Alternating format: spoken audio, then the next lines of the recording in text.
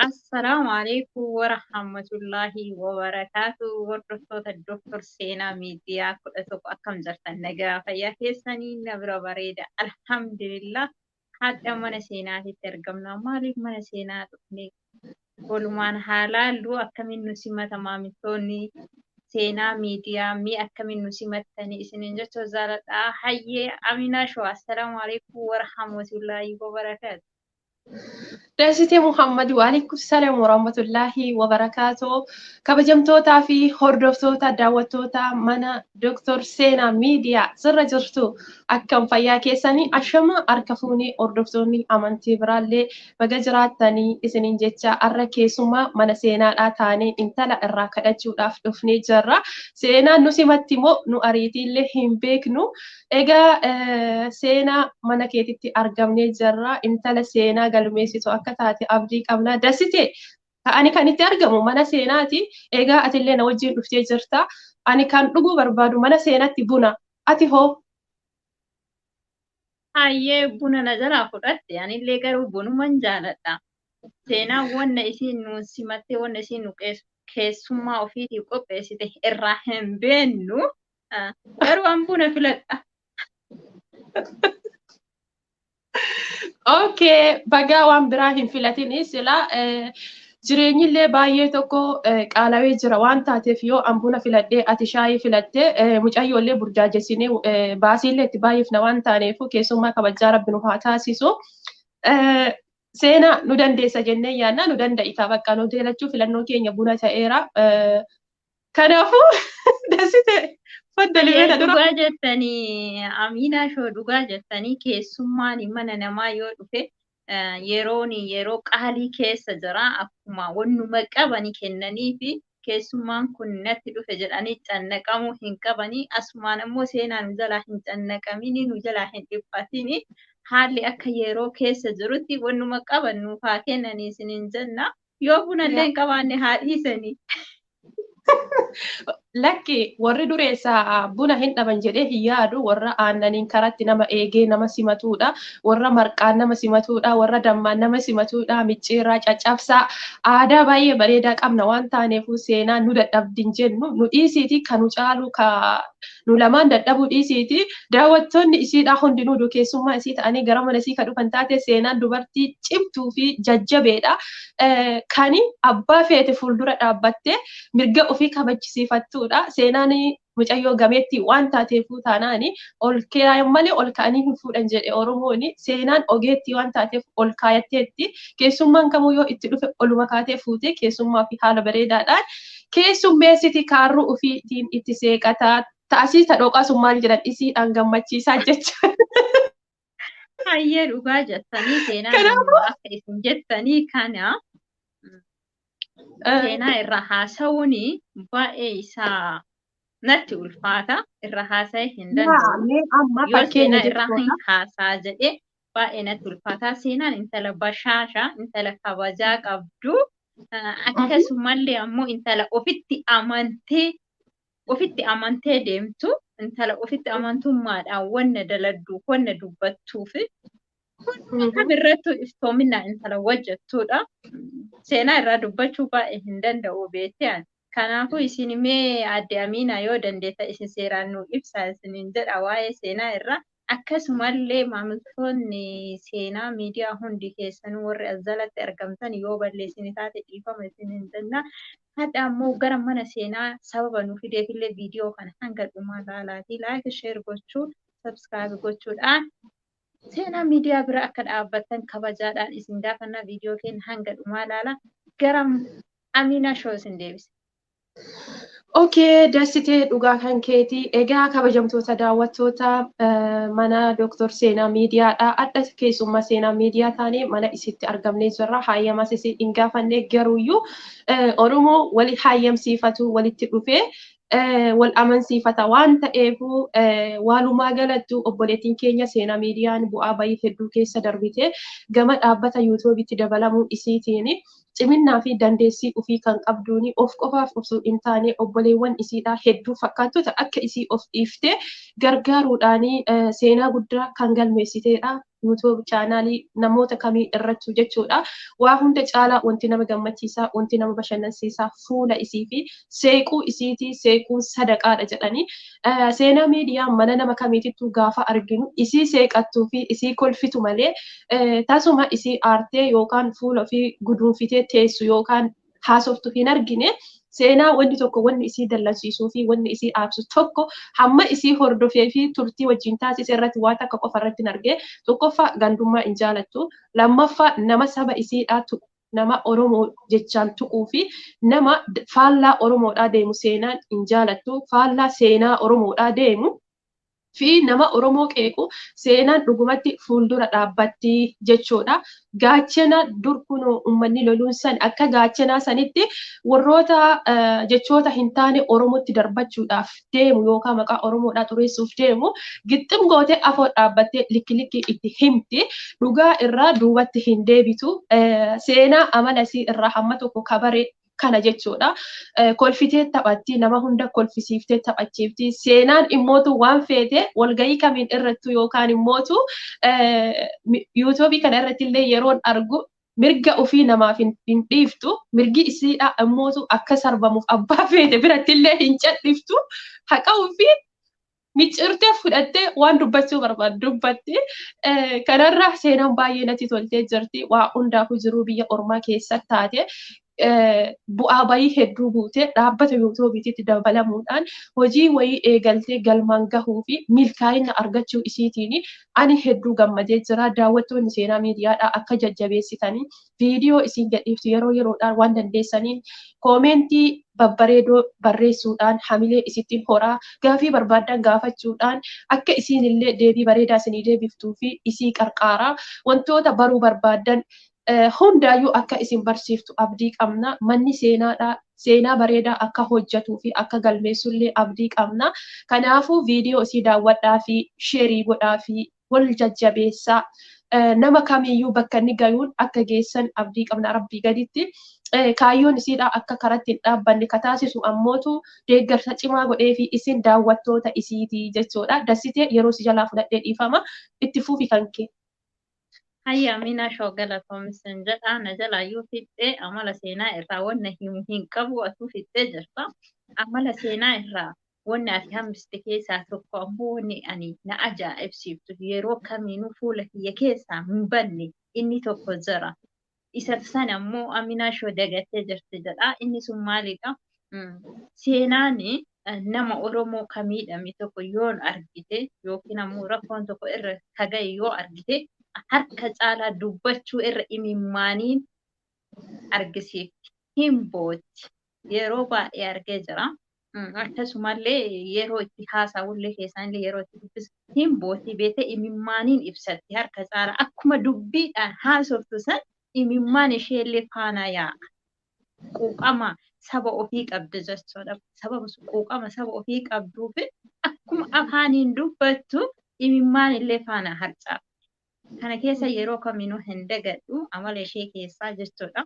Akkasumallee ammoo seenaan ganda amantaanis nama hin qoodu ija tokkoon nama laaltii guddaa xiqqaa yookiin akkasuma ammoo namni kun dandeettii qaba namni kun dandeettii hin qabu jettee addaan nama hin laaltu hundaa osoo dandeettee fi sa'aatii isii osoo ga'eef wal qixxeessuuf nama yaaludha. Akkasuma immoo yuutubaroota xixiqqoo kanneen keessaa shamarran keessaa akka fakkeenyaatitti akka adda dureetitti nama yaadullee ani akka kiyyatti jechuudha akka intala Oromoo takkaatitti nama yaadullee nama ammoo adda dureettillee fakkeenya nuu taati fakkeenya isirraa fudhannee ishee wajjin deemna jedheellee nama abdadhullee jedha.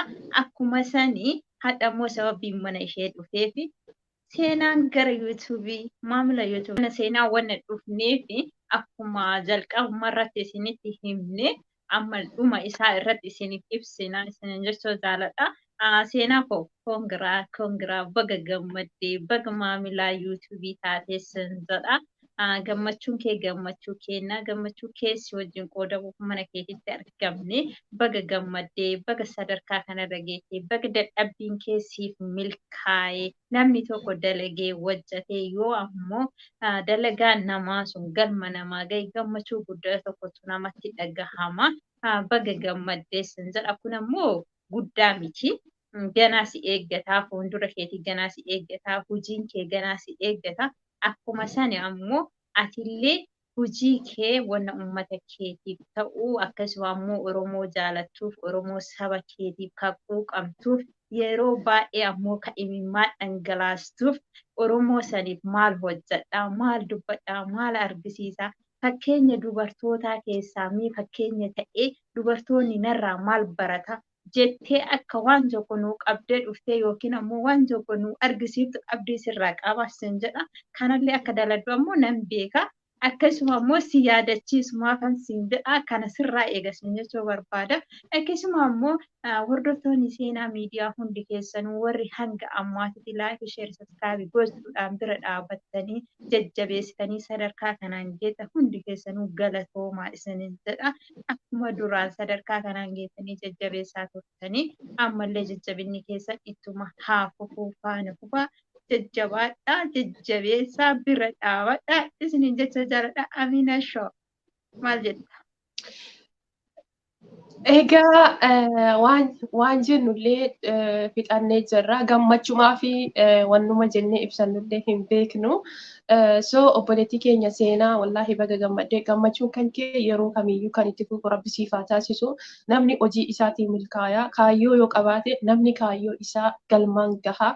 Namni yoo nama ta'e kaayyoo isaa karatti hin dhaabu. Sagaleen hin dhageessisu? Hin dhagayamu?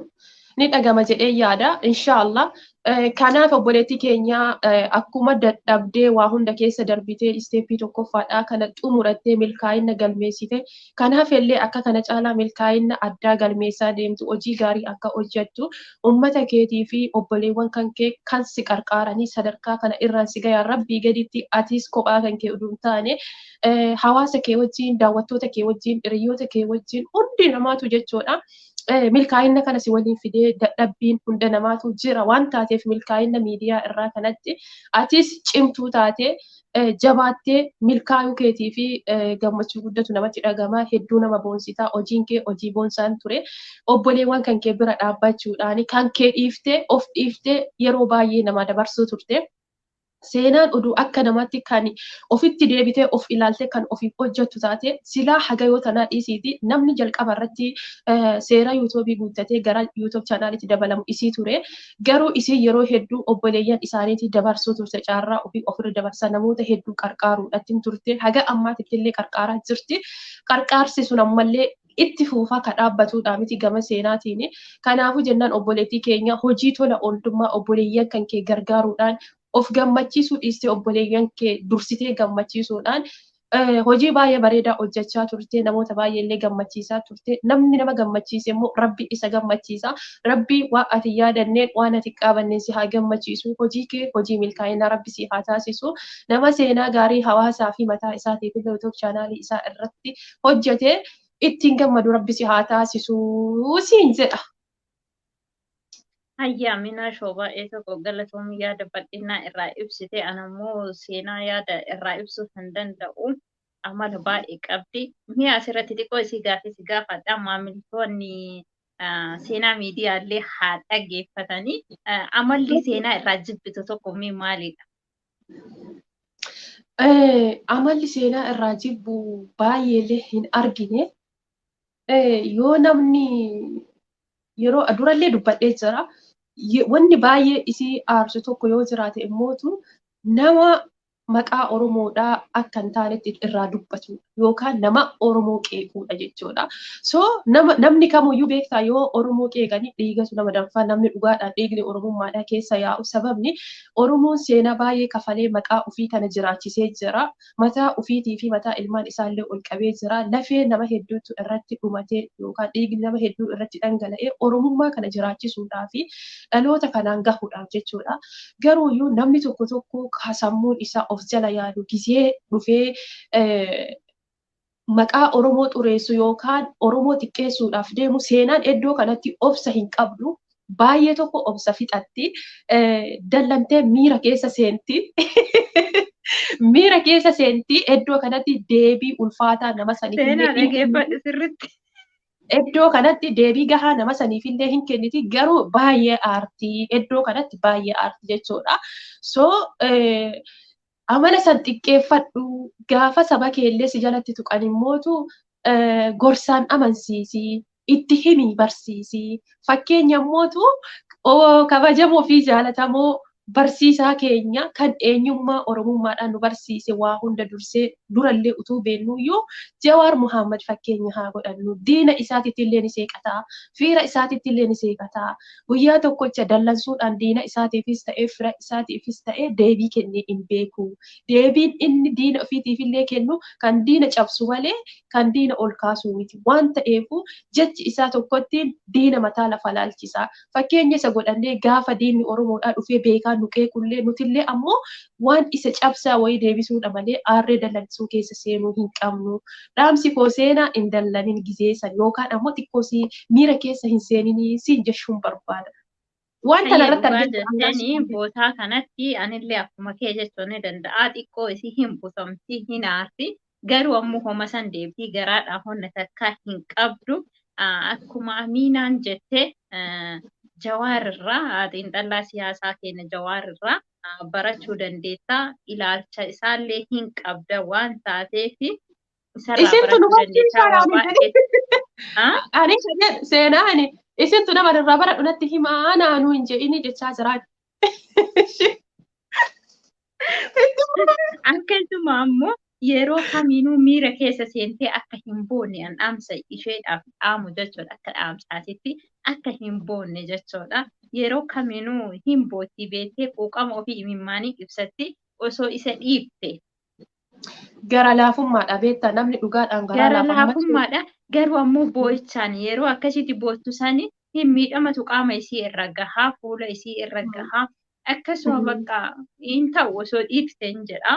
Asumaan gorsa sii ta'atiin jedha seenaa koo bareedduu koo si jaaladhaa si kabajaa akkasuma ammoo fakkeenya ijoollee Oromooti akka taatu abdii sirraa qaba irra deebi'ee sitti himassan jedha yaada koo ani asuma irratti xumuraa baga gammadee koongiraasin jedha baga kiroomii keessaa baatee gara warra muniititti makamte siin jettoo jaaladha. Seeraan siqee ballee jirraa kootu noorii gara keenyaa siin jedha akkasuma ammoo intala nu gorsitee sirraa barannee si hordofnu akka taatus abdii qaba. Ayyaamina shoo mataa hidhu yoo barbaadde mataa hidhii kana fakkaataa mana seenaa keessa oollee nu hoffolchaa maamiltoonni seenaa hundi keessanuu yoo balleessine ammoo badii keenya jiru sirreeffachuu dandeenya. Viidiyoo biraatiin isinitti deebina koomentii jalatti gaafii nurraa qabdan yaada qabdan hundaa koomentiidhaan bifa koomentiitiin nu ibsa. Viidiyoo keenya ammoo yoo jaalatan laayik sheerii gochuudhaan nu gammachiisaa isinin jechuu jaaladha. Assalaamu alaikum warahmatullaahi wabarakaatu. Egaa daqiiqaan illee baay'eetu ku dheeratee jira obsaan akka daawwattanii hamma xumuraa yaada keenya hubattanii barbaannaa seenaa irraallee kan dubbannee fi qeequmsaa fi miti jaalala isii qabnuudhaa fi seenaan mucayyoo baay'ee garaa laaftuudha waa hundi caalaa garaa laafti daftee fixatti waa hundaayyuu jechuudha amalli isii amala baay'ee bareedaa fi gaarii bashaasha namaa waan taateefu kanaafuu immootu seenaan nama baay'ee bareedduu fi nama baay'ee gaarii akkuma fuulli isii jiru keessi isiillee jira jechuudha qulqullooftu waan akka garaadhaa namaa hin qabne onnee keessa namaa hin kaayanne ta garaa baate tama afaan irra jirtu sani akkasumatti hin dagatti jechuudha. Egaa viidiyoo keenya dheeratee jira gaafii yoo nurraa qabaattan Amina Show fi Dasitee Muhammad irraa gaafii yoo qabaattanii koomentii seenaadhaa jalatti waan barbaaddan nu gaafachuu ni dandeessanii. Viidiyoo isiniif hojjannee kamana seenatti deebinee wal arginu ta'a. Yoo gaafii qabaattan, yoo gaafii hin qabaanne immootu laayikii gochuudhaan, sheerii gochuudhaan, namoonni mana seenaatiif haarawaa taatan immootu sabiskiraayibii gochuudhaan mallattoo alaarmiidhaa santuuqa viidiyoo seenaa yeroo yeroodhaan hojjetu saffisaan akka isin bira gahuu fi isin gargaara. Yaada koo fixadhee jira seenaa guddadhu barakadhu bakka yaadde gahii nagayaan biyya namaatii galii hamtuu fi badduu hunda rabbi sirraa haa qabu balaa bu'aa jiru ka bu'ee jiru jalaa rabbi najaasii haa baasu dalaggaa keetiin rabbi si haa milkeessu ka dalagatte keessa rabbi barakaa si haa kaayu umrii si haa dheeressu. Assalaamu alaikum warahmatullaahi wabarakaatuh wabillaahi tawfiiq dogongora jiruuf dhiifama.